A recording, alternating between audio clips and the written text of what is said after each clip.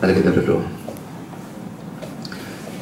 Bapa di surga, kami bersyukur bahwa dalam kebaktian ini kami kembali mendapatkan kesempatan dan kebebasan untuk membaca, untuk mendengar, untuk mempelajari, untuk merenungkan sebagian firman Tuhan. Kami sekali lagi mohon supaya Engkau hadir, memimpin, mengarahkan, memberkati penyampaian dan penerimaan firman. Tolong hamba-Mu berikan kekuatan jasmani, pikiran, suara, berikan pengurapan, berikan kata-kata, berikan apapun yang Dia butuhkan supaya firman bisa sampaikan dengan baik, dengan benar, dan dengan sejelas-jelasnya. Dan Kau lengkapi bungkus semuanya dengan kuasa dan pekerjaan Roh-Mu, supaya jangan semua itu keluar dan kembali dengan sia-sia, tapi tertanam, tumbuh, berbuah dalam kehidupan kami untuk kemuliaan nama Tuhan. Kami berdoa untuk kami semua dalam mendengar, berikan hati yang terbuka, kesegaran, konsentrasi, terang, buat kami mengerti, dan telah kami mengerti, buat kami menjadi pelaku firman. Kalau ada orang-orang yang belum percaya, bila mereka bisa percaya. Yang sudah percaya, biarlah bisa makin diluruskan dan hidup makin disesuaikan dengan firman, hingga pada akhirnya ini membawa kemuliaan bagi nama Tuhan. Kami sadar Satan bekerja, tolong kuatkan semua kami. Dan juga listrik dan sebuah peralatan yang kami pakai, tolong Tuhan jaga sehingga semuanya berjalan baik di dalam sepanjang acara firman, bahkan dalam sepanjang kebaktian. Terima kasih Bapa, berfirmanlah kami siap untuk mendengar. Dalam nama Yesus kami berdoa, amin. Saudara, bacaan hari ini panjang sekali ya. Kejadian pasal 43 mulai ayat 1 sampai dengan pasal 45 ayat 8. Jadi 2 pasal lebih. Bacanya ini lama saudara. Kita baca Kejadian 43 ayat 1 sampai 34. Nanti pasal 44 ayat 1 sampai 34 lagi. Total 68 ayat. Tambah pasal 45 8 ayat lagi. Jadi 68 tambah 8 76 ya. Tetapi hebat sekali kelaparan di negeri itu, dan setelah gandum yang dibawa mereka dari Mesir habis dimakan, berkatalah ayah mereka, pergilah pula membeli sedikit bahan makanan untuk kita. Lalu Yehuda menjawabnya, orang itu telah memperingatkan kami dengan sungguh-sungguh, kamu tidak boleh melihat mukaku jika adikmu itu tidak ada bersama-sama dengan kamu. Jika engkau mau membiarkan adik kami pergi bersama-sama dengan kami, maka kami mau pergi ke sana dan membeli bahan makanan bagimu. Tapi jika engkau tidak mau membiarkan dia pergi, maka kami tidak akan pergi ke sana. Sebab orang itu telah berkata kepada kami, kamu tidak boleh melihat mukaku jika adikmu itu tidak ada bersama-sama dengan kamu. Lalu berkatalah Israel, mengapa kamu mendatangkan malapetaka kepadaku dengan memberitahukan kepada orang itu bahwa masih ada adikmu seorang? Jawab mereka, orang itu telah menanyai kami dengan saksama tentang kami sendiri dan tentang sanak saudara kita. Masih hidupkah ayahmu? Adakah adikmu lagi? Dan kami telah memberitahukan semuanya kepadanya seperti yang sebenarnya. Bagaimana kami dapat menduga bahwa ia akan berkata, bawalah kemari adikmu itu. Lalu berkatalah Yehuda kepada Israel ayahnya, biarkanlah anak itu pergi bersama-sama dengan aku, maka kami akan bersiap dan pergi, supaya kita tetap hidup dan jangan mati, baik kami maupun engkau dan anak-anak kami. Akulah yang menanggung dia, engkau boleh menuntut dia daripadaku. Jika aku tidak membawa dia kepadamu dan menempatkan dia di depanmu, maka akulah yang berdosa terhadap engkau untuk selama-lamanya. Jika kita tidak terlambat-lambat, maka tentulah kami sekarang sudah 2 kali pulang. Lalu Israel ayah mereka berkata kepadanya, jika demikian perbuatlah begini, ambillah hasil yang terbaik dari negeri ini dalam tempat gandummu dan bawalah kepada orang itu sebagai persembahan, sedikit balsam dan sedikit madu, damar dan damar ladam, buah kemiri dan buah badam. Dan bawalah uang 2 kali lipat banyaknya, uang yang telah dikembalikan ke dalam mulut karung-karungmu itu haruslah kamu bawa kembali. Mungkin itu suatu kekhilafan. Bawalah juga adikmu itu, bersiaplah dan kembalilah pula kepada orang itu. Allah yang Maha Kuasa kiranya membuat orang itu menaruh belas kasihan kepadamu, supaya ia membiarkan saudaramu yang lain itu beserta Benyamin kembali. Mengenai aku ini, jika terpaksa aku kehilangan anak-anakku, biarlah juga kehilangan. Lalu orang-orang itu mengambil persembahan itu dan mengambil uang 2 kali lipat banyaknya, beserta Benyamin juga. Mereka bersiap dan pergi ke Mesir. Kemudian berdirilah mereka di depan Yusuf. Ketika Yusuf melihat Benyamin bersama-sama dengan mereka, berkatalah ia kepada kepala rumahnya, bawalah orang-orang ini ke dalam rumah, sembelihlah seekor hewan dan siapkanlah itu, sebab orang-orang ini akan makan bersama-sama dengan aku pada tengah hari ini. Orang itu melakukan seperti yang dikatakan Yusuf, dan dibawanyalah orang-orang itu ke dalam rumah Yusuf. Lalu ketakutanlah orang-orang itu karena mereka dibawa ke dalam rumah Yusuf. Kata mereka, yang menjadi sebab kita dibawa ke sini ialah perkara uang yang dikembalikan ke dalam karung kita pada mulanya itu, supaya kita disergap dan ditangkap, dan supaya kita dijadikan budak dan keledai kita diambil. Karena itu mereka mendekati kepala rumah Yusuf itu dan berkata kepadanya di depan pintu rumah, mohon bicara Tuhan, kami dahulu datang kemari untuk membeli bahan makanan, tetapi ketika kami sampai ke tempat bermalam dan membuka karung kami, tampaklah uang kami masing-masing dengan tidak kurang jumlahnya ada di dalam mulut karung. Tetapi sekarang kami membawanya kembali. Uang lain kami bawa juga kemari untuk membeli bahan makanan. Kami tidak tahu siapa yang menaruh uang kami itu ke dalam karung kami. Tetapi jawabnya, tenang sajalah, jangan takut. Allahmu dan Allah bapakmu telah memberikan kepadamu harta terpendam dalam karungmu. Uangmu itu telah kuterima. Kemudian dikeluarkannya Simeon dan dibawanya kepada mereka. Setelah orang itu membawa mereka ke dalam rumah Yusuf, diberikannya air supaya mereka membasuh kaki. Juga keledai mereka diberinya makan. Sesudah itu mereka menyiapkan persembahannya, menantikan Yusuf datang pada waktu tengah hari, sebab mereka telah mendengar bahwa mereka akan makan di situ.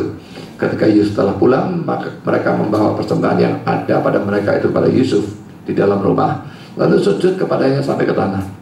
Sesudah itu ia bertanya kepada mereka, apakah mereka selamat? Lagi katanya, apakah ayahmu yang tua yang kamu sebutkan itu selamat? Masih hidupkah ia? Jawab mereka, hambamu ayah kami ada selamat, ia masih hidup. Sesudah itu berlututlah mereka dan sujud.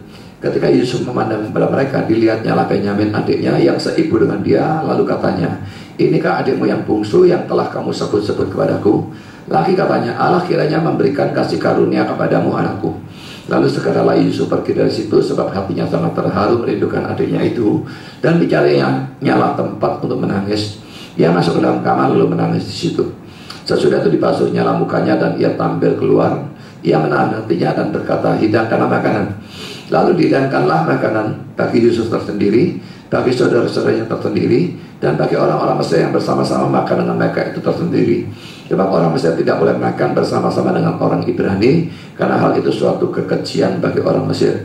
Saudara-saudaranya itu duduk di depan Yusuf, dari yang sulung sampai yang bungsu, sehingga mereka berpandang-pandangan dengan heran. Lalu disajikan kepada mereka hidangan dari meja Yusuf.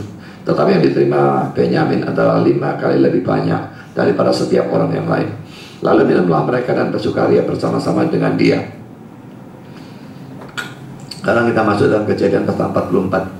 Sesudah itu diperintahkannya lah kepada kepala rumahnya, isilah karung orang-orang itu dengan gandum, seberapa yang dapat dibawa mereka, dan letakkanlah uang masing-masing di dalam mulut karungnya.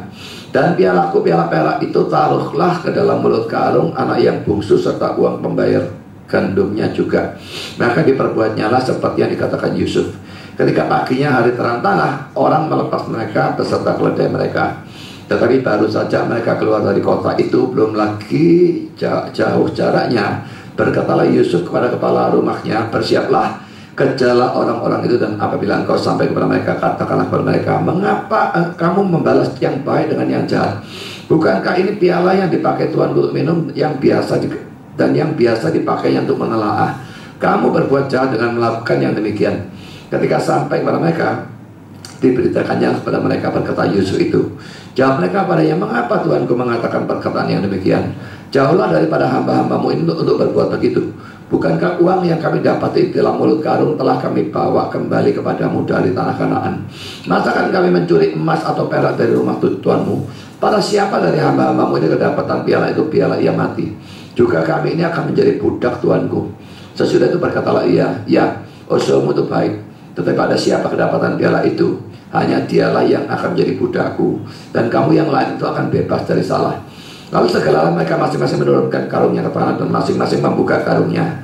Dan kepala rumah itu memeriksanya dengan teliti, yang mulai dengan yang sulung sampai pada yang bungsu.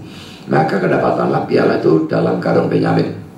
Lalu mereka mengoyakkan jubahnya dan masing-masing memuati keledainya, dan mereka kembali ke kota. Ketika Yehuda dan saudara-saudaranya sampai ke dalam rumah Yusuf, Yusuf masih ada di situ. Sujudlah mereka sampai ke tanah di depannya. Berkatalah Yusuf kepada mereka, perbuatan apakah yang kamu lakukan ini? Tidakkah kamu tahu bahwa seorang yang seperti aku ini pasti dapat menelaah? Sesudah itu berkatalah Yehuda, apakah yang akan kami katakan kepada Tuanku? Apakah yang akan kami jawab? Dan dengan apakah kami akan membenarkan diri kami? Allah telah memperlihatkan kesalahan hamba-Mu ini, maka kami ini budak Tuanku lah kami, baik kami maupun orang pada siapa kedapatan piala itu. Tetapi jawabnya, jauhlah daripada aku untuk berbuat demikian. Pada siapa kedapatan piala itu, dialah yang akan menjadi budakku. Tetapi kamu ini, pergilah kembali dengan selamat pada ayahmu. Lalu tampillah Yehuda mendekatinya dan berkata, mohon bicara Tuanku, izinkanlah kiranya hamba-Mu ini mengucapkan sepatah kata pada Tuanku, dan janganlah kiranya bangkit amarah-Mu terhadap hamba-Mu ini. Sebab Tuanku adalah seperti Firaun sendiri. Tuanku telah bertanya kepada hamba-hamba-Mu ini, masih adakah ayah atau saudara kamu? Dan kami menjawab, Tuanku, kami masih mempunyai ayah yang tua dan anak masih ada anaknya yang muda yang lahir pada masa tuanya. Kakaknya telah mati, hanya dia sendirilah yang tinggal dari mereka yang seibu, sebab itu ayahnya sangat mengasihi dia. Lalu Tuanku berkata pada hamba-Mu ini, bawalah dia kemari kepadaku supaya mataku memandang dia. Dan jawab kami pada Tuanku, anak itu tidak dapat meninggalkan ayahnya, sebab jika ia meninggalkan ayahnya, tentulah ayah ini mati. Kemudian Tuanku berkata pada hamba-Mu ini, jika adikmu yang bungsu tidak datang kemari bersama-sama dengan kamu, kamu tidak boleh melihat mukaku lagi. Setelah kami kembali pada hamba-Mu, ayahku, maka kami memberitahukan kepadanya perkataan Tuanku itu. Kemudian ayah kami berkata, kembalilah kamu membeli sedikit bahan makanan bagi kita. Tapi jawab kami tidak dapat pergi ke sana. Jika adik kami yang bungsu bersama-sama dengan kami, barulah kami akan pergi ke sana, sebab kami tidak boleh melihat muka orang itu apabila adik kami yang bungsu tidak bersama-sama dengan kami. Kemudian berkatalah hamba-Mu ayahku kepada kami, kamu tahu bahwa istriku telah melahirkan dua orang anak bagiku. Yang seorang telah pergi daripadaku, dan aku telah berkata, tentulah ia diterkam oleh binatang buas, dan sampai sekarang aku tidak melihat dia kembali. Jika anak ini kamu ambil pula daripadaku, dan ia ditimpa kecelakaan, maka tentulah kamu akan menyebabkan aku yang ubanan ini turun ke dalam dunia orang mati karena nasib celaka.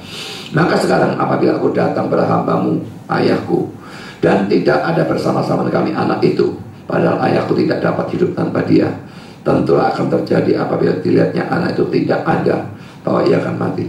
Dan hamba-Mu ini akan menyebabkan hamba-Mu ayah kami yang ubanan itu turun ke dunia orang mati karena duka cita. Tetapi hamba-Mu ini telah menanggung anak itu terhadap ayahku dengan perkataan, jika aku tidak membawanya kembali pada Bapa, maka akulah yang berdosa pada Bapa untuk selama-lamanya. Oleh sebab itu baiklah hamba-Mu ini tinggal menjadi budak Tuanku, menggantikan anak itu. Dan biarlah anak itu pulang bersama-sama dengan saudara-saudaranya, sebab masakan aku pulang pada ayahku apabila anak itu tidak bersama-sama dengan aku tidak akan sanggup melihat nasib celaka yang akan menimpa ayahku. Kita masuk ke dalam Kejadian 45 ayat 1 sampai dengan ayat 8. Ketika itu Yusuf tidak dapat menahan hatinya lagi di depan semua orang yang berdiri dekatnya, lalu berserulah ia, suruhlah keluar semua orang dari sini. Maka tidak ada seorang pun yang tinggal di situ bersama-sama Yusuf ketika ia memperkenalkan dirinya kepada saudara-saudaranya. Setelah itu menangislah ia keras-keras sehingga kedengaran kepada semua orang Mesir dan kepada seisi istana Firaun. Dan Yusuf berkata pada saudara-saudaranya, akulah Yusuf, masih hidupkah Bapak? Tapi saudara-saudaranya tidak dapat menjawabnya, sebab mereka takut dan gemetar menghadapi dia. Lalu kata Yusuf pada saudara-saudaranya itu, marilah dekat-dekat. Maka mendekatlah mereka, katanya lagi, akulah Yusuf saudaramu yang kamu jual ke Mesir. Tetapi sekarang janganlah bersusah hati dan janganlah menyesali diri, karena kamu menjual aku ke sini. Sebab untuk memelihara kehidupanlah Allah menyuruh aku mendahului kamu. Karena telah 2 tahun ada kelaparan dalam negeri ini, dan selama 5 tahun lagi orang tidak akan membaca atau menuai. Maka Allah telah menyuruh aku mendahului kamu untuk menjamin kelanjutan keturunanmu di bumi ini, dan untuk memelihara hidupmu, sehingga sebagian besar daripadamu tertolong.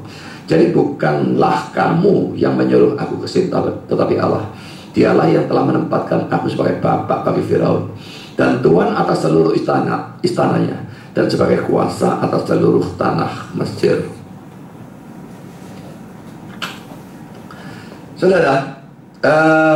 Saudara-saudara Yusuf pergi ke Mesir untuk kedua kalinya. Ini ada dalam Kejadian pasal 43 seluruh pasal. Ini akan kita bahas lebih dulu ya. Pertama saudara, Yakub dan keluarganya tetap mengalami kelaparan. Dan gandum yang mereka beli dari Mesir itu sudah habis. Tidak usah diragukan, kalau masa kelaparan mereka beli gandum pasti ngirit-ngirit ya. Mungkin makan 2 kali sehari atau kurang dari itu. Tapi bagaimanapun diirit-irit, gandum tambahan tidak ada, yang lama dimakan terus. Ya, kecuali terjadi mujizat yang seperti Tuhan lakukan, maka tidak bisa tidak, itu akan habis. Dan ini terjadi, mereka akhirnya habis. Dan Calvin mengatakan tentang bagian ini, bahwa ini merupakan pencobaan yang berat bagi Yakub. Mengapa, saudara? Karena sekalipun Allah itu berjanji Yakub akan jadi bangsa yang besar dan akan menurunkan Mesias, tapi pada saat ini seakan-akan Allah tidak memberkati dan tidak mempedulikan mereka. Saudara, apa yang dialami oleh Yakub sebagai orang yang percaya, kita pun juga bisa mengalami. Jadi ada janji Tuhan banyak macam-macam tentang orang Kristen yang dia turut bekerja dalam segala sesuatu tentang kebaikan lah, dia akan memelihara mencukupi kita lah, dan sebagainya. Tapi dalam kenyataan itu akan sering terjadi, Tuhan kok kelihatannya kayak tidak peduli, kayaknya tidak memberkati kita dan sebagainya. Tetapi saudara, kata kuncinya adalah kelihatannya, bukan sungguh-sungguh. Cuma bagi orang yang sedang mengalami, bukan kelihatannya.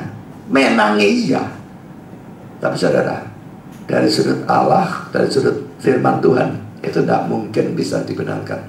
Tidak mungkin sungguh-sungguh Allah tidak peduli. Tidak mungkin sungguh-sungguh Allah tidak memberkati, kecuali saudara bukan anak Tuhan. Kalau saudara memang anak Tuhan, tidak bisa tidak, Tuhan itu peduli dan memberkati. Jadi kalau terjadi suatu peristiwa yang kelihatannya bertentangan dengan janji Tuhan, maka ingat dalam cerita ini, cuma kelihatannya.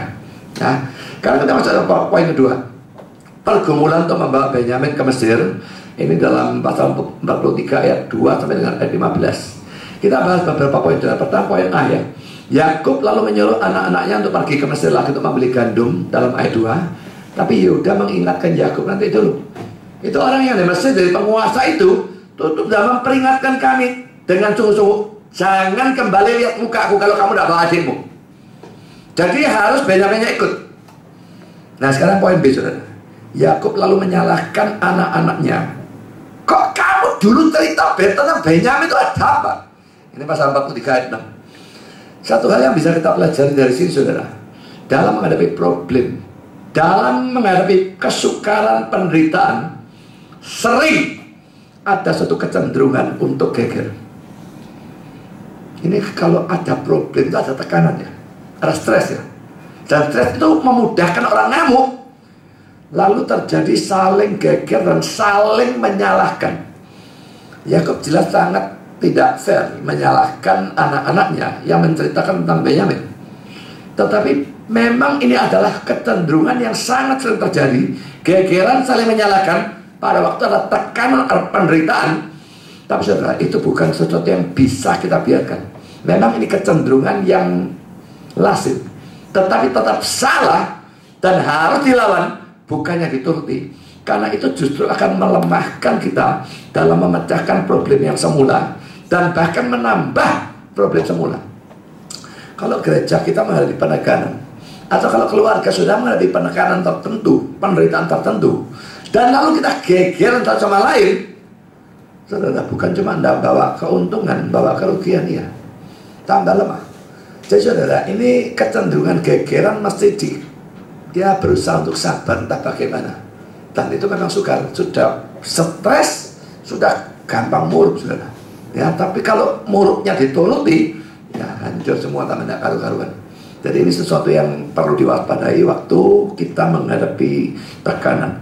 Karena poin C, saudara, anak-anak Yakub menjawab dalam pasal 43 ayat 7, bagaimana kami bisa tahu? Orangnya tanya, tahu dari mana? Tahu moro-moro disuruh bawa adiknya. Dan jawaban ini memang logis ya. Dan dalam hal ini mereka memang tidak bisa disalahkan. Mereka tidak tahu Yusuf tidak tahu itu mereka. Jadi siapa yang mikir bakal seperti itu? Karena poin D, saudara, Yehuda menjamin Benyamin. Jadi dia menjamin, dan nanti kita akan lihat dia memang buktikan jaminannya. Dalam pasal 43 ayat 8 dari 10, Pokoknya dia jamin tak bawa balik. Bawa ke tanah, aku jamin bawa dia kembali. Karena poin ini saudara, Yakub akhirnya mengizinkan mereka membawa Benyamin ke Mesir dalam pasal 43 ayat 13. Dan dia juga menyuruh anak-anaknya untuk melakukan beberapa hal. Pertama, membawa hasil terbaik negeri itu, pasal 43 ayat 11. Saudara, dalam terjemahan Indonesia digunakan kata hasil, tapi terjemahan hurufiahnya adalah seperti terjemahan King James dan RSV, yaitu fruit atau buah. Nah, ada yang menganggap bahwa sekalipun saat itu ada kelaparan dan gandum tidak bisa tumbuh, tetapi ada buah-buahan yang tetap bisa dihasilkan, mungkin yang tertentu saja. Tapi saya lebih setuju menafsirkan fruit di sini sebagai hasil. Dan NIV dan NESV menerjemahkan products, dan memang artinya hasil. Ya, jadi hasil apa persisnya tidak tahu, tapi pokoknya hasil. Yang kedua, membawa balsam. Saya tidak tahu balsam itu apa ya. Mestinya lihat bahasa Inggrisnya. Madu, damar, damar ladan, buah kemiri, buah badam. Ini macam-macam yang kita tidak ngerti pada pasal 43 11. Jadi mungkin memang ada tanaman-tanaman tertentu yang masih bisa tumbuh, yang mungkin tidak butuh air banyak dan sebagainya, sehingga ada hasil yang semacam demikian. Tapi mungkin barang-barang seperti ini tidak bisa dimakan kecuali madu. Tapi tidak mungkin yang makan madu, tidak memungkinkan. Ya saudara, itu disuruh bawa hasilnya. Lalu ketiga, disuruh membawa uang 2 kali lipat banyaknya. Jadi kesimpulannya saudara, Yakub ini melakukan usaha maksimal untuk menyenangkan penguasa Mesir itu. Tapi sekarang sudah kita perhatikan pasal 43 ayat 14 ya, bagian A-nya khususnya. Kita baca seluruh ayat. Allah yang Maha Kuasa kiranya membuat orang itu menaruh belas kasihan kepadamu, supaya ia membiarkan saudaramu yang lain itu beserta Benyamin kembali. Mengenai aku ini, jika terpaksa kehilangan anak-anakku, biarlah juga kehilangan. Saudara, kita perhatikan bagian A-nya ya. Tadi kan dia berusaha mati-matian, kasih ini, berusaha menyenangkan. Tapi saudara, ayat 14a dia berkata, Allah yang Maha Kuasa kiranya membuat orang itu menaruh belas kasihan kepadamu. Jadi kata-kata Yakub dalam ayat 14 itu menunjukkan kepercayaannya bahwa pertama, usahanya macam-macam 3 tadi itu ya, untuk menyenangkan si orang Mesir ini sia-sia kalau Tuhan tidak memberkatinya. Jadi dia berusaha, lalu dia, Allah yang Maha Kuasa kiranya membuat orang itu ada usaha, tapi dia tahu usaha tok, kalau bukan Tuhan memberkati usaha itu tidak ada gunanya. Maka dia berkata kiranya Allah yang Maha Kuasa membuat orang itu dan sebagainya. Sudah, ini sesuatu yang harus dicamkan ya. Usaha kita dalam hal apapun akan sia-sia kalau Tuhan tidak memberkatinya. Coba kita baca ayat ini, Mazmur 127 ayat 1. Jikalau bukan Tuhan yang membangun rumah, sia-sialah usaha orang yang membangunnya. Jikalau bukan Tuhan yang mengawal kota, sia-sialah pengawal berjaga-jaga. Jadi sesuatu yang harus dicamkan ya. Kita berusaha apapun dalam hal rohani, melakukan pelayanan, melakukan acara gereja, melakukan ini itu, atau dalam hal jasmani. Kita bekerja, kita membangun keluarga, kita melakukan apapun, kalau bukan karena Tuhan memberkati, nggak bisa. Saudara, jangan sekali-kali bersandar pada kemampuan sendiri. Otaknya pintar lah, bakatnya apalah, nggak ada gunanya. Memang saudara, kita berjuang. Ya, aku berjuang. Tapi saat dia berjuang, dia tahu kalau tidak berkat Tuhan turun atas apa yang dia perjuangkan atau usahakan mati-matian itu, semua nol. Karena poin B, saudara, hati orang, ini kepercayaan Yakub yang kedua dari kata-kata itu, maksudnya penguasa Mesir itu ada dalam tangan Tuhan. Hati orang, hati pikirannya dalam tangan Tuhan. Kita baca ayat yang mendukung, Amsal 21 ayat 1. Hati raja seperti batang air dalam tangan Tuhan, dialirkannya kemana ia ingin. Sebetulnya biarpun ayat ini ngomong raja, jelas sekali bukan cuma hatinya raja dalam tangannya Tuhan ya. Hatinya semua orang. Raja itu biasanya, wah pokoknya karepe dewe gitu ya, bisa maunya sendiri. Itu hatinya dalam tangan Tuhan, apalagi orang yang di bawah ya. Jadi jelas bahwa semua orang hati pikirannya dalam tangan Tuhan, dan bisa dia arahkan kemanapun dia ingin.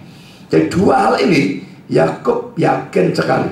Dia sudah berusaha, usahanya tidak akan berhasil kalau tidak diberkati. Dan hatinya orang atau penguasa Mesir itu ada tangan Tuhan, karena dia bergantungnya kepada Tuhan. Jadi saudara, dia sudah berusaha maksimal, tapi dia tetap berharap bukan pada apa yang dia usahakan, tapi dia tetap berharap kepada Tuhannya saja. Saudara, pada waktu kita mau memecahkan problem dan kita berjuang mati-matian, berusaha ini berusaha itu, harus berusaha maksimal, tapi tidak boleh usaha yang melanggar firman ya. Usaha maksimal, jangan sampai melanggar firman. Tapi tetap setelah kita berusaha maksimal, kita berdoa, dan kita mesti yakin yang bisa membuat beres itu Tuhan, bukan usaha kita. Kalau cuma doa tok, tidak ada usaha, itu malas saudara, dan itu tidak bertanggung jawab. Tapi kalau cuma ada usaha, tidak ada kebersandaran kepada Tuhan dalam doa, itu kesombongan, kebersandaran pada diri sendiri. Dua salah. Usaha maksimal harus, lalu berdoa dan berserah kepada Tuhan seakan-akan kita tidak melakukan apa-apa. Dan ini tidak gampang ya. Biasanya orang berusaha, dia bersandar pada usahanya. Orang berdoa, wis Tuhan sajalah, aku gak melo apa-apa. Ekstrem kiri, ekstrem kanan, salah dua-dua. Berjuang, lalu berdoa, dan biar Tuhan yang memberkati usaha kita. Saudara, Calvin memberikan komentar seperti ini. Dan sekarang setelah memerintahkan anak-anaknya untuk melakukan apa yang ia anggap perlu, ia kembali berdoa supaya Allah membuat gubernur Mesir baik kepada mereka. Kita harus memperhatikan kedua bagian ini. Kapanpun kita dibingungkan oleh urusan apapun, karena kita tidak boleh menghapus yang manapun dari hal-hal yang berguna atau yang kelihatannya berguna, tetapi kita harus bersandar kepada Allah. Karena ketenangan iman tidak mempunyai persamaan dengan kemalasan atau tidak bekerja, tetapi ia yang mengharapkan dari Tuhan hasil yang baik dari urusannya, pada saat yang sama akan mengamati cara-cara yang ada dalam kuasanya dan akan menerapkannya untuk digunakan. Jadi saudara, usaha maksimal itu harus dilakukan. Iman pada Tuhan, doa pada Tuhan, tidak boleh sedikit pun untuk membuat kita itu menjadi malas atau segan melakukan apapun yang memang perlu, kecuali kalau ini melanggar firman. Sakit lalu pergi ke dukun, tidak bisa. Tapi kalau sakit, cari obat, cari dokter, cari apa, pokoknya duitnya ada, makanya harus dilakukan. Jadi usaha itu maksimal, tidak boleh kurangi apapun, semaksimal mungkin. Jadi pada saat yang sama, selesai itu kita bersandarnya kepada Tuhan. Jadi saudara, apa yang Yakub lakukan di sini harus kita tiru.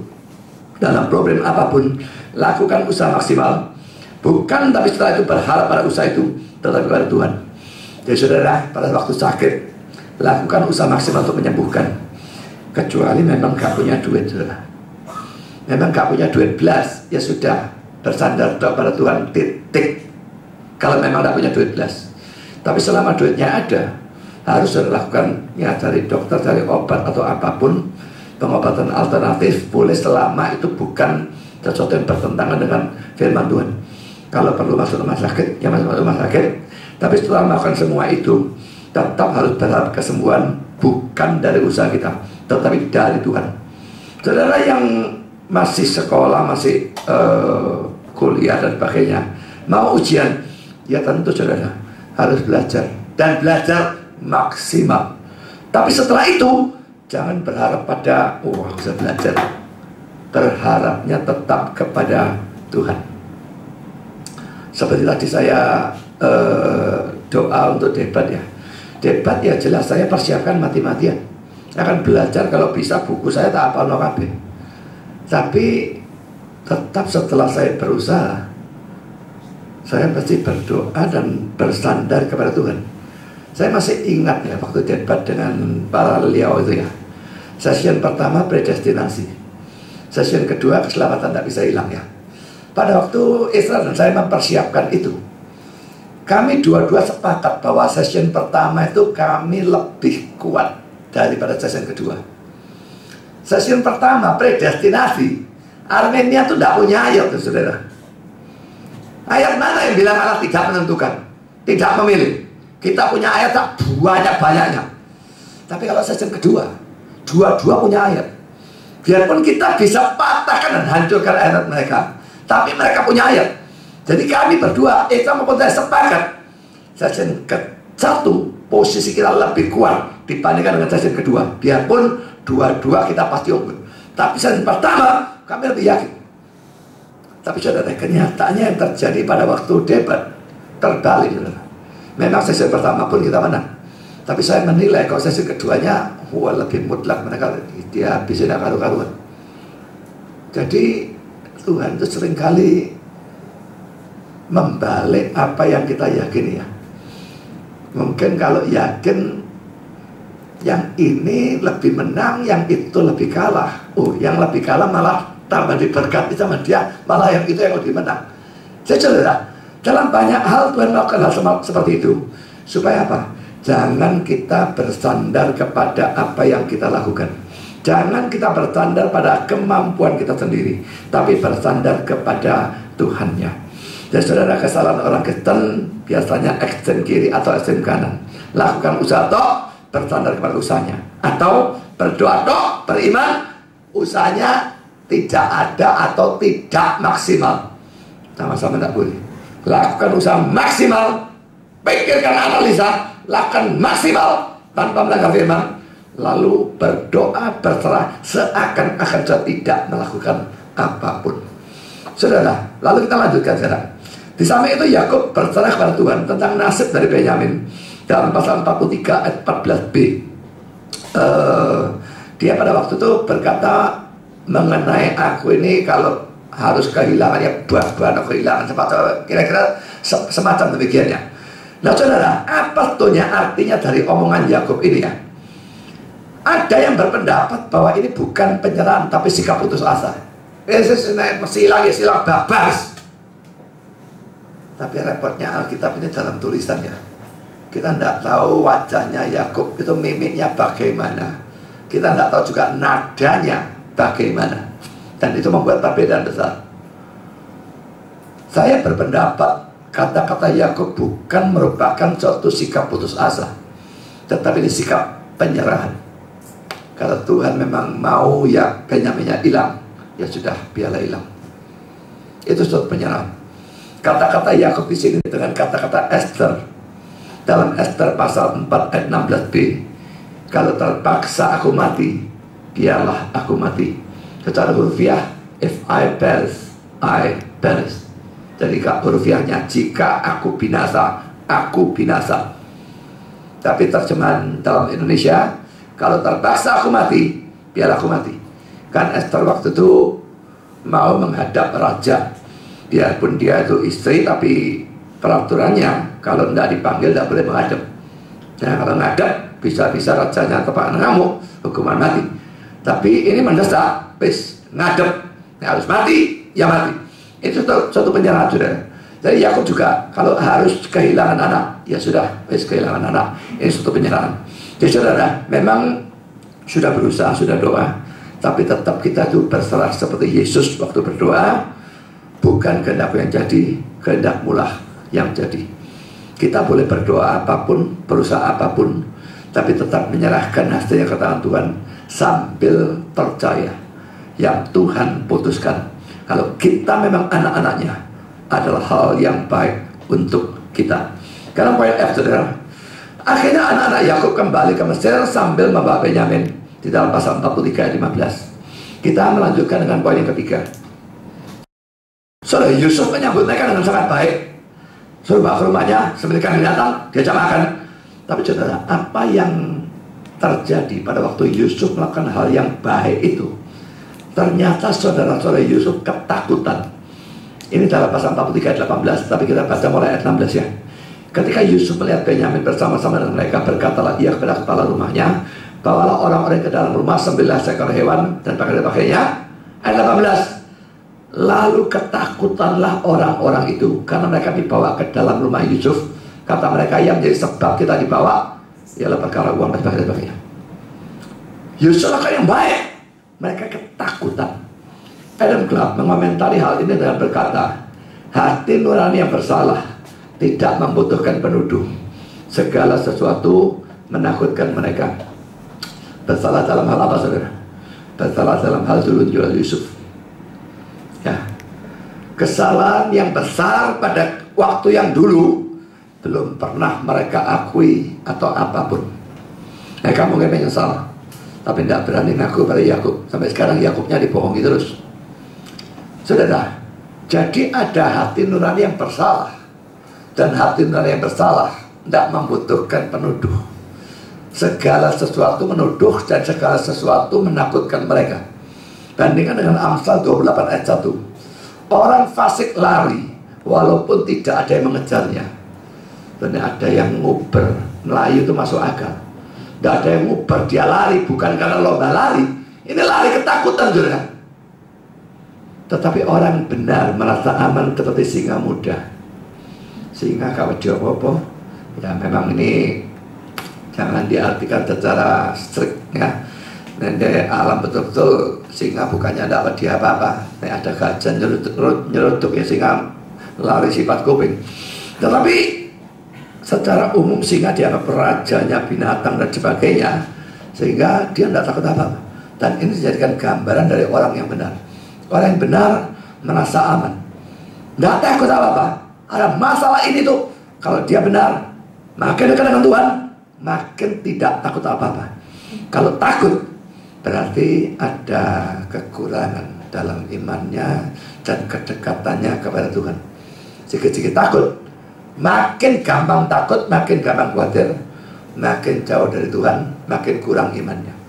Makin dekat dengan Tuhan, makin besar imannya, makin merasa aman seperti singa muda. Ada bencana apapun orang lain boleh takut, so, tidak akan takut.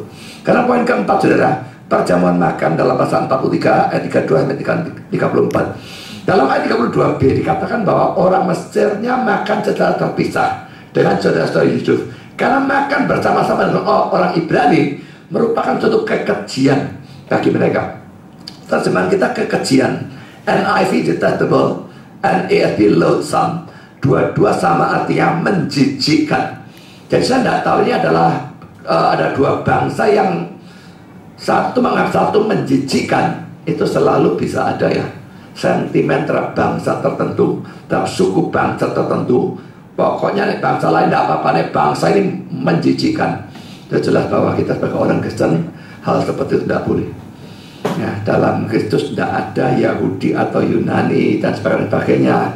Semua bangsa itu sama. Tidak ada bangsa yang boleh dianaktirikan, tidak ada bangsa yang boleh dianakmaskan. Biarpun harus diakui ya, jujur saja, hal itu sama sekali tidak gampang ya. Jadi apalagi kalau sudah urusan pernikahan, saudara punya anak lalu kawin dengan orang dari suku lain, dari bangsa lain dan sebagainya. Mungkin dapat bule, wah rasanya kayak naik pangkat. Barang dapat Arab tahu apa ngono. Waduh, ini apa anakku melek kayak gini. Nah saudara, ini sesuatu yang selalu akan ada, tetapi sebetulnya ini tidak boleh. Nah saudara, komentar dari Calvin tentang hal ini saudara. Jika kita lihat bahwa gereja pada saat itu dihina dengan begitu sombong oleh orang-orang duniawi, kita tidak perlu heran kalau kita pada zaman ini juga menderita hinaan yang serupa. Ini anak-anak Yakub ini saat brengsek-brengseknya mereka. Mereka lah gereja pada saat itu. Dan Mesir kafirnya. Tapi kafirnya menghina gereja. Kalau pada saat itu gereja dihina dan begitu sombong oleh orang-orang dunia, jangan heran kalau saat ini gereja juga mendapatkan penghinaan yang serupa. Dan saudara, kalau sebut dunia, dunia itu bisa gereja juga. Gereja yang kafir dengan kafir, gereja yang sesat dan sebagainya, oh sangat bisa menghina kita yang gereja sungguhan. Jadi sangat memungkinkan. Jangan heran sudah ya, apakah kafir total atau Kristen KTP, gereja-gereja yang sesat menghina kita, janganlah heran. Itu sesuatu yang biasa terjadi. Kalau saudara kita masuk pada poin yang kedua, siasat dari Yusuf. Kita mulai mempelajari Kejadian pasal 44 ayat 1 dan 34. Pertama saudara, Yusuf melakukan siasat untuk menjadikan Benyamin sebagai tahanan di dalam pasal 44 ayat 1 dan 17. Sebetulnya Yusuf bukan mau mempermainkannya. Dia tidak pernah punya pikiran seperti itu. Dia terlalu saleh untuk hal itu. Tetapi tujuan Yusuf adalah untuk melihat bagaimana sikap saudara-saudaranya yang lain terhadap Benyamin. Dari tidak ikutnya Benyamin dalam kedatangan mereka yang pertama, Yusuf tentu tahu bahwa setelah dia tidak ada dan dikira mati, Benyaminlah yang paling dicintai oleh ayahnya. Sekarang dia kepingin tahu apakah saudara-saudaranya iri hati kepada Benyamin sama seperti dulu mereka iri hati kepada dia, ya atau tidak. Jadi tujuannya itu, mengecek hal itu. Maka dia ambil Benyaminnya. Kalau mereka memang iri hati, kebetulan diambil Baba Noilang, tinggal aja. Ya, jadi saudara, ini tujuannya ngecek, bukan untuk mempermainkan. Tapi saudara, dalam menjalankan siasatnya ini, ada hal-hal yang salah yang dilakukan oleh Yusuf. Saudara, kita lakukan siasat itu boleh ya, melakukan suatu taktik dengan tujuan yang tujuan mendapatkan sesuatu, selama tujuannya tidak salah, tidak apa-apa. Tapi saudara, taktik siasat seringkali melibatkan hal-hal yang salah. Dan dalam kasus Yusuf melakukan siasat, ini ada hal-hal yang salah, dan ini yang akan kita pelajari supaya kalau kita melakukan taktik, jangan terjadi hal-hal semacam demikian. Yang pertama, poin A, Kejadian 44 ayat 5. Bukankah ini piala yang dipakai tuanku untuk minum, dan yang biasa dipakainya untuk menelaah? Kata yang diterjemahkan dalam Indonesia untuk menelaah ya, dalam NIV, and also uses for divination, dan juga menggunakannya untuk nujum atau meramal, itu divination. Lalu kita lihat poin B, Kejadian 44 ayat yang ke-15.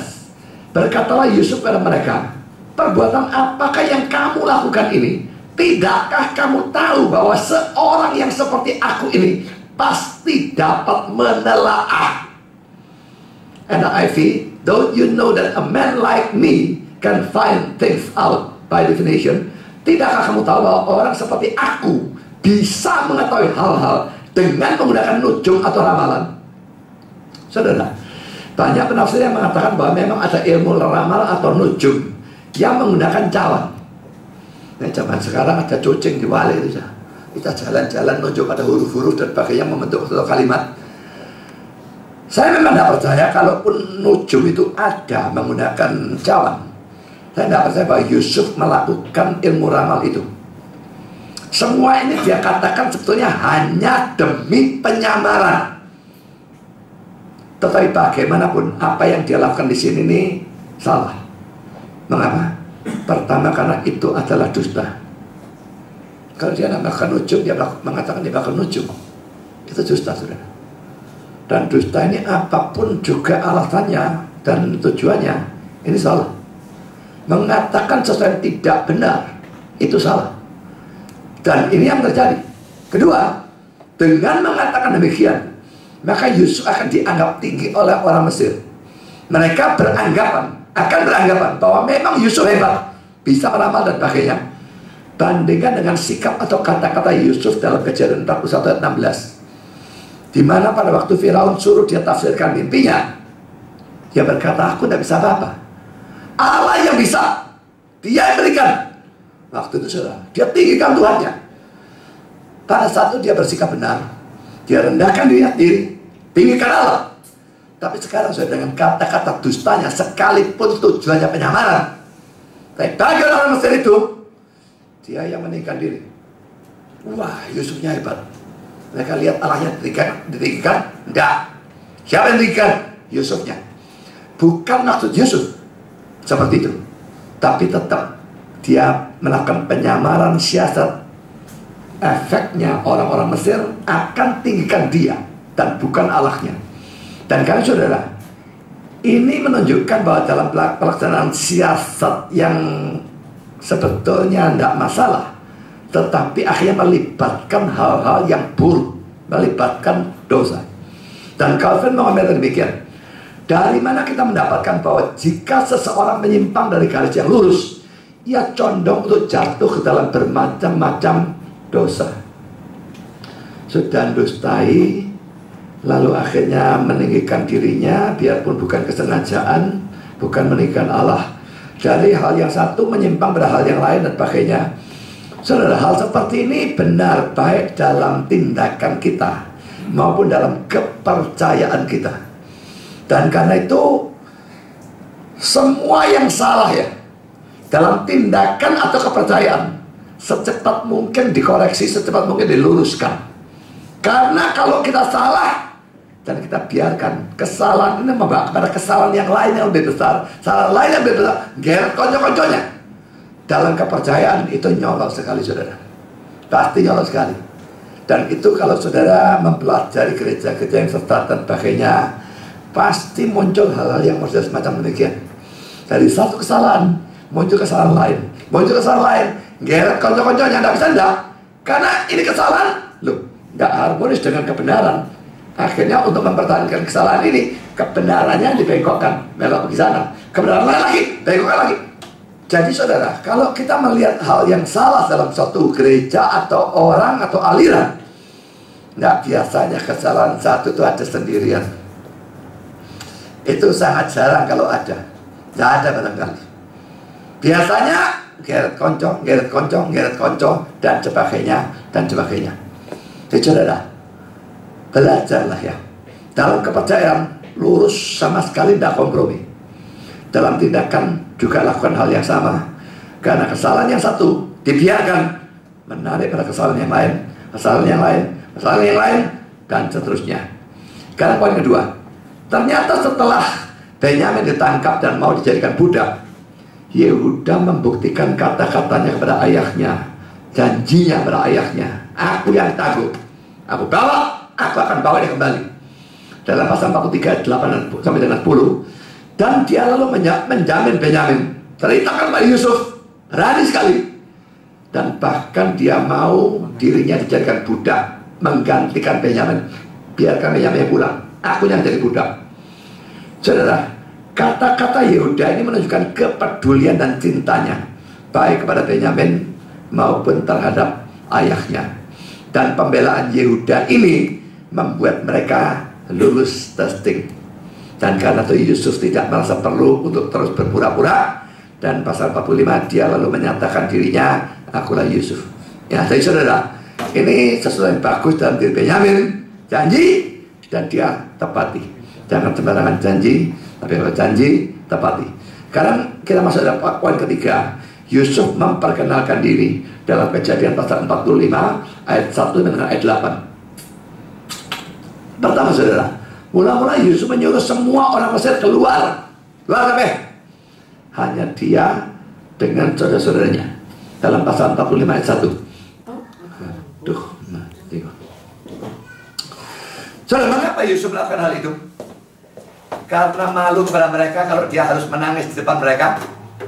Rasanya tidak mungkin ya. Karena tangisan Yusuf kedengaran sampai di luar.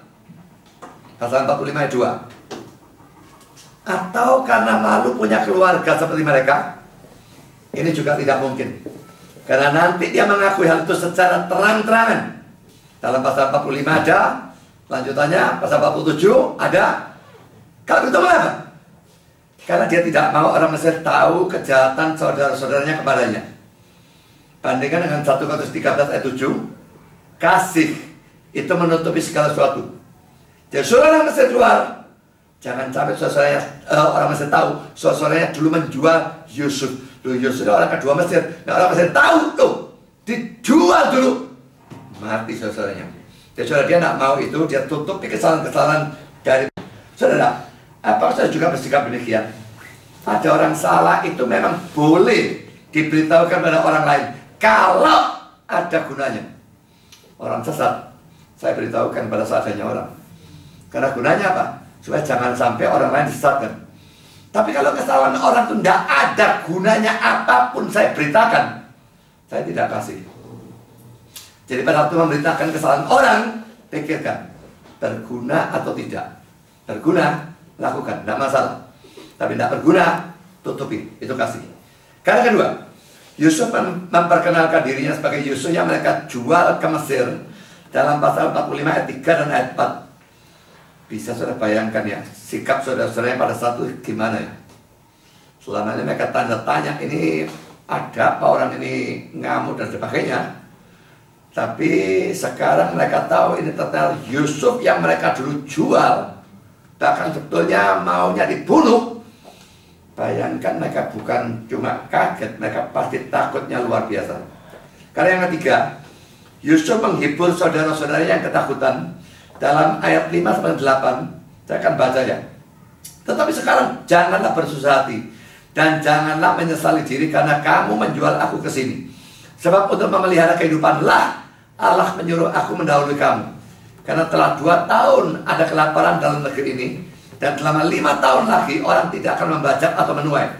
Maka Allah telah menyuruh aku mendahului kamu untuk menjamin kelanjutan keturunanmu di bumi ini, dan untuk memelihara hidupmu, sehingga sebagian besar daripadamu tertolong. Jadi bukanlah kamu yang menyuruh aku ke sini, tetapi Allah. Dialah yang telah menempatkan aku sebagai bapak bagi Firaun dan tuan atas seluruh istananya, dan sebagai kuasa atas seluruh tanah Mesir. Sudah ada 3 hal yang perlu diperhatikan dari Kejadian 45 ayat 5-8 ini. Pertama saudara, kata-kata bukanlah kamu dalam Kejadian 45 ayat 8 ini merupakan suatu dusta laki-laki. Kok bisa bukan kamu?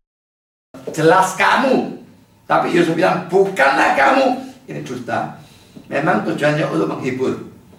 Sekalipun Allah yang menetapkan peristiwa penjualan Yusuf, dan dia juga mengatur terjadinya, Allah itu first cause, penyebab pertama dari peristiwa itu.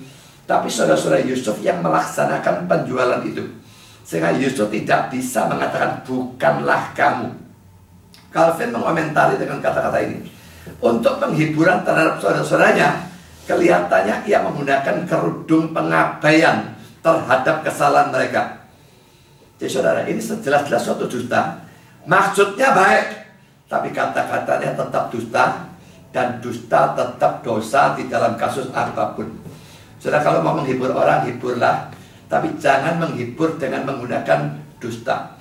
Nanti belakangan saudara, dalam Kejadian 50 ayat 20, Yusuf berkata dengan lebih terus terang, memang kamu. Saya bacakan Kejadian 50 ayat 20 ya. Memang kamu telah mereka-rekakan yang jahat terhadap aku, tapi Allah telah mereka-rekakannya untuk kebaikan dan sebagainya. Jadi tadi bilang bukanlah kamu, tapi Kejadian 50 ayat 20 dia jujur. Waktu itu mereka sudah cukup tidak takut, maka dia berkata memang kamu. Ya waktu itu masih takut juga, tapi dia jujur, memang kamu. Sekarang dia dusta, bukanlah kamu. Tidak bisa bukanlah kamu, tetap memang kamu yang benar. Karena poin B, dalam Kejadian 45 ayat 5-8, perhatikan kata-kata Allah menyuruh aku mendahului kamu, ayat 5 dan ayat 7. Dan juga bukanlah kamu yang menyuruh aku ke sini, tetapi Allah, di dalam ayat 8. Allah yang menyuruh aku mendahului kamu. Ini 2 kali dalam ayat 5 dan ayat 7. Ayat 8-nya, bukan kamu yang menyuruh aku ke sini, tetapi Allah. Jadi saudara, dari kata-kata ini jelas ya, Yusuf melihat seluruh peristiwa ini, Allah itu yang mengatur semua. Allah bukan cuma menentukan, Allah juga mengatur penjualan dia ke Mesir dan sebagainya dengan suatu maksud baik.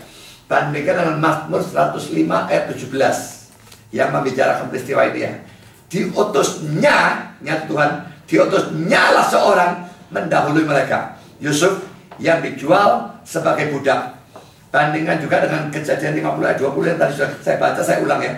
Memang kamu telah mereka-rekakan yang jahat terhadap aku, tetapi Allah telah mereka-rekakannya untuk kebaikan, dengan maksud melakukan seperti yang terjadi sekarang ini, yakni memelihara hidup suatu bangsa yang besar. Salah penggunaan kata-kata menyuruh, diutus, mereka-rekakannya terlalu keras untuk bisa diartikan bahwa Allah sekedar mengizinkan dosa itu terjadi. Kata-kata itu menunjukkan bahwa Allah bukan cuma mengizinkan, tapi menetapkan, merencanakan, dan bahkan mengatur terjadi penjualan Yusuf ke Mesir. Jadi saudara, penjualan Yusuf ke Mesir jelas merupakan suatu dosa, tetapi ini merupakan pekerjaan Allah. Jelas dari sini, dalam rencana Allah, dosa itu tercakup. Calvin mengomentari bagian ini dan berkata demikian. Orang-orang saleh malu mengakui bahwa apa yang manusia lakukan tidak bisa tercapai kecuali oleh kehendak Allah. Karena mereka takut bahwa lidah-lidah yang tidak dikekang akan segera berteriak bahwa Allah adalah pencipta dosa, atau bahwa orang-orang jahat tak boleh dituduh karena kejahatannya, mengingat mereka menggenapi rencana Allah. Tetapi sekalipun kemarahan yang tidak senonoh ini tidak bisa dibantah secara efektif, cukuplah kalau kita menganggapnya sebagai sesuatu yang menjijikkan. Sementara itu adalah benar untuk mempertahankan apa yang dinyatakan oleh kesaksian yang jelas dari kitab suci, bahwa apapun yang manusia usahakan atau rencanakan di tengah-tengah segala keributan mereka, Allah dari surga menguasai rencana dan usaha mereka, dan singkatnya melakukan dengan tangan mereka apa yang ia sendiri tetapkan. Saudara, dari kutipan ini terlihat dengan jelas ya, Calvin percaya bahwa sekalipun segala sesuatu termasuk dosa hanya bisa terjadi karena penetapan atau rencana Allah, dan juga karena pekerjaannya atau lazim kita sebut providence of God. Tetapi Calvin juga percaya, pertama, Allah bukan pencipta dosa. Kedua, pada waktu manusia berbuat dosa, dia tetap bertanggung jawab atas dosanya. Calvin melanjutkan dengan kata-kata ini: orang-orang saleh yang takut membuka keadilan Allah terhadap fitnah dari orang-orang jahat memutuskan untuk mengadakan pembedaan ini, yaitu bahwa Allah menghendaki beberapa hal, tetapi mengizinkan hal-hal yang lain untuk dilakukan. Seakan-akan ia berhenti dari tindakan pemerintah dan memberikan kebebasan bertindak tertentu kepada manusia. Jika ia hanya mengizinkan Yusuf untuk dibawa ke Mesir, ia tidak menetapkannya untuk menjadi pembebas bagi ayahnya Yakub dan anak-anaknya yang dinyatakan secara jelas telah dilakukannya. Maka singkirkanlah isapan jempol yang sia-sia yang mengatakan bahwa hanya karena izin Allah dan bukan karena rencana atau kehendaknya hal-hal yang jatuh dilakukan, yang setelah itu ia balikkan menjadi sesuatu yang baik. So, dari kutipan ini jelas ya, dalam persoalan terjadinya dosa, Calvin tidak mau menggunakan istilah Allah mengizinkan. Itu orang-orang yang mengaku reform, saudara. Kalangan kiri banyak, biarpun tidak semua, tapi mayoritas tidak mau mengatakan Allah menetapkan dosa, Allah merencanakan dosa, Allah mengatur terjadinya dosa. Mereka cuma mau Allah mengizinkan. Mengaku reform, bahkan mengatakan saya hyper Calvinis. Kalau saya hyper Calvinis, Calvinnya sendiri hyper Calvinis. Calvin tidak mau pakai istilah mengizinkan dosa, tapi menetapkan atau menghendaki terjadinya itu. Dia bahkan mengatakan orang yang bilang Allah mengizinkan dosa, itu istilah cuma isapan jempol yang sia-sia yang harus dibuang. Sekarang poin C, saudara. Allah menetapkan dan mengatur terjadinya peristiwa itu karena dia punya maksud atau tujuan yang baik. Kejadian 45 ayat 7 saya akan bacakannya. Untuk memelihara hidupmu sehingga sebagian besar daripadamu tertolong. Saya tidak ngerti terjemahan Indonesia ini ngawur dari mana ya.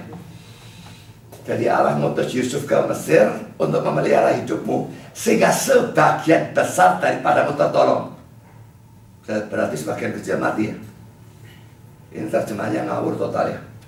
Dalam NIV, untuk menyelamatkan hidupmu dengan suatu pembebasan yang besar. NIV, untuk membuat kamu tetap hidup dengan suatu pembebasan yang besar. Tidak ada, sudah sebagian besar tertolong, sama sekali tidak ada. Jadi menyelamatkan hidupmu dengan suatu pembebasan yang besar. Semua bebas, sudah semua tertolong. Yang kedua, Putri Kementerian mengutip kata-kata seorang bernama Hughes. Saudara-saudara Yusuf mengirimkannya untuk menjadi budak. Allah mengirimkannya untuk menjadi juru selamat. Saudara, kalau ada orang berbuat jahat kepada saudara, pikirkan ya, pokok saudara anak Tuhan, Tuhan bisa membalikkan semua itu. Mungkin sementara rencana busuk mereka kelihatan berhasil. Mereka jahati saudara, saudara kelihatan rugi. Yusuf kan begitu, kelihatan dijual jadi budak, masuk penjara, wah semua menderita. Tapi saudara, Allah mengutus dia menjadi juru selamat. Dan pada saatnya Allah membalikkan semua itu. Jadi saudara, ditinjau dari Yusuf, Yakub maupun saudara-saudara Yusuf, segala sesuatu rasanya kacau balau dan menakutkan. Yusufnya dijual, di penjara, menakutkan. Yakub dan saudara, Yakubnya kehilangan, saudara Yusuf mengalami kelaparan, lalu wah kacau, kena penguasa Mesir, semua menakutkan. Tapi saudara, Allah mengatur semuanya hingga akhirnya menjadi sesuatu yang baik bagi mereka, di mana selama masa kelaparan mereka terpelihara di Mesir. Saudara, apakah hidup saudara dan hidup keluarga saudara rasanya kacau? Kalau ya lihat cerita ini, semua kacau, tapi akhirnya happy end. Hanya kalau saudara kafir, maka semua kacau dan akhirnya dead end.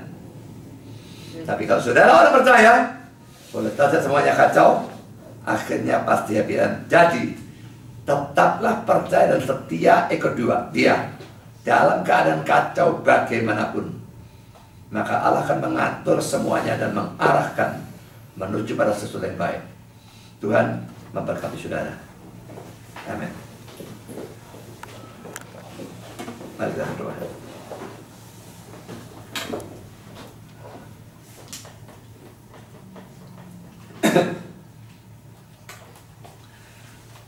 Bapa di surga, terima kasih Engkau telah pimpin serta berkati dalam sepanjang acara firman. Sekalipun ada pemadaman listrik yang pasti mengganggu bukan hanya pemberitaan tapi juga perekaman dan sebagainya, Tuhan, tapi kami bersyukur pemberitaan bisa tetap diselesaikan. Dan kami berdoa Tuhan supaya pelajaran hari ini betul-betul berguna bagi kami. Berkati supaya kalau saat ini ada di antara kami yang menghadapi hidup yang kacau, atau di kemudian hari ada di antara kami yang malah hidup yang kacau, yang memang merupakan sesuatu yang tidak terhindarkan sementara kami ada dalam dunia ini, biarlah pelajaran hari ini bisa kami bukan hanya ingat, tapi bahkan terapkan, laksanakan. Kami tetap percaya, kami tetap setia ikut Tuhan, dan menantikan penyelesaian yang Tuhan lakukan, yang lambat atau cepat pasti akan datang. Terima kasih Bapa, dalam nama Yesus kami berdoa. Amin.